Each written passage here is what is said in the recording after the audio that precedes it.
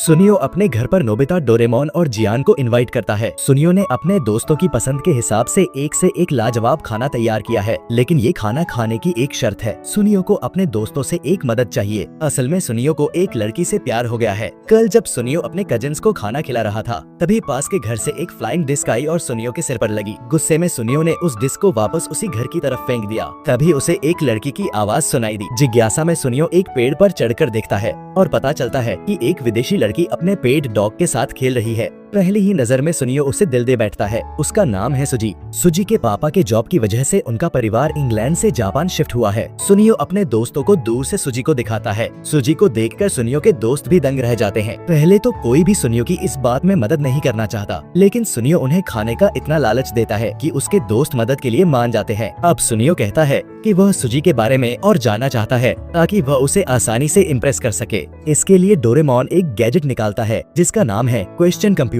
इसके साथ एक हेयर प्लकिंग मिरर की मदद से डोरेमोन सुजी का एक बाल चुरा लाता है। यह बाल क्वेश्चन कंप्यूटर गैजेट में डालने पर गैजेट सुजी के माइंडसेट को समझ लेता है। अब जो भी सवाल इस गैजेट से पूछा जाएगा वह सुजी के दिल के हिसाब से जवाब देगा। सुनियो तो सुजी की फोटो देखकर इतना शर्मा रहा था कि वह कोई सवाल ही नहीं पूछ पाया। तो डोरेमोन सुजी से पूछता है, तुम्हें कैसा लड़का पसंद है? सुजी के जवाब में गैजेट कहता है कि उसे वो लड़के पसंद है जो बहुत लंबे हों। ये सुनते ही सुनियो का दिल टूट जाता है, क्योंकि वह तो अपने सारे दोस्तों से काफी छोटा है। क्या सुजी उसे कभी पसंद करेगी? इस प्रॉब्लम का सॉल्यूशन निकालने के लिए डोरेमोन एक और गैजेट लाता है, बॉडी पार्ट स्वैपिंग मशीन। इस गैजेट की मदद से दो लोग अपने किसी भी बॉडी पार्ट को एक्सचेंज कर सकते हैं। जियान कहीं से एक लंबा लड़का ढूंढ लाता है ताकि सुनियो उसके साथ अपना बॉडी स्वैप कर सके, लेकिन तभी एक बिल्ली गैजेट के अंदर घुस जाती है और वो लड़का डर के मारे गलती से मशीन ऑन करके भाग जाता है। अब तो सुनियो का सिर एक बिल्ली के शरीर में लग जाता है। ये देखकर सुनियो रोने लगता है। इसी बीच सुजी की फ्लाइंग डिस्क एक बार फिर सुनियो के सिर पर आकर लगती है। तब नोबिता उस डिस्क को वापस लौटाने जाता है। इससे नोबिता और सुजी की पहली मुलाकात होती है। सुजी नोबिता को देखकर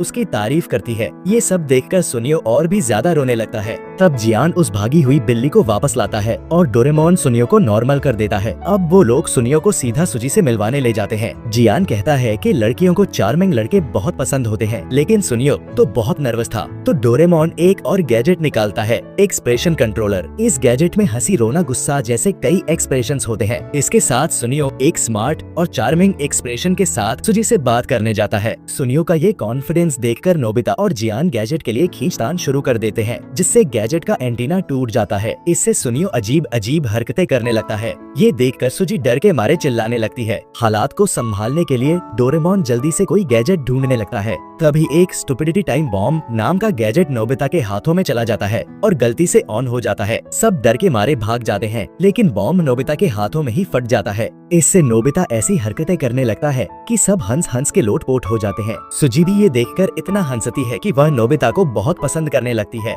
और उसे अपने घर बुलाती है। ये देखकर सुनियो का दिल और भी टूट जाता है। फिर नोबिता सुजी के साथ उसके घर चला जाता है। सुजी एक बहुत अच्छी लड़की है। बातें करते करते नोबिता उसे बताता है कि उसका दोस्त सुनियो उसे बहुत पसंद करता है। ये सुनते ही सुजी खुश हो जाती है। असल में सुजी नई नई जापान आई थी और वह जापानी भाषा ठीक से नहीं बोल पाती थी। उसने सुनियो का नाम सुनते ही सोचा कि शायद ये स्नेक का मतलब है। सुजी नोबिता के कान में धीरे से कहती है कि वह भी स्नेक को बहुत पसंद करती है। ये सुनते ही नोबिता खुशी से झूम उठता है और दौड़ता हुआ सुनियो के घर जाकर उसे बताता है कि सुजी उसे बहुत पसंद करती है। ये सुनते ही सुनियो खुशी से पागल हो जाता है। वह अपने दोस्तों को वो लाजवाब खाना खिलाता है और खुद भी बड़े प्यार से तैयार होता है। फिर एक सुंदर आइस पूल का बुक लेकर सुनियो सुजी के घर चला जाता है। सुजी पहले तो सुनियो को देखकर थोड़ी हैरान होती है, लेकिन जब सुनियो अपना नाम बताता है तो सुजी सुनियो को स्नेक समझ लेती है और सोचती है कि शायद ये लड़का सांप बहुत पसंद करता है। वह सुनियो को अपने कमरे में ले जाती है, लेकिन वहाँ जाकर सुनियो की हालत खराब हो जाती है, क्योंकि सुजी का पूरा कमरा अलग अलग तरह के सांपों से भरा हुआ था। सुजी को सांप पालने का बहुत शौक था। वह सुनियो को लेकर उन सांपों के बीच बातें करने लगती है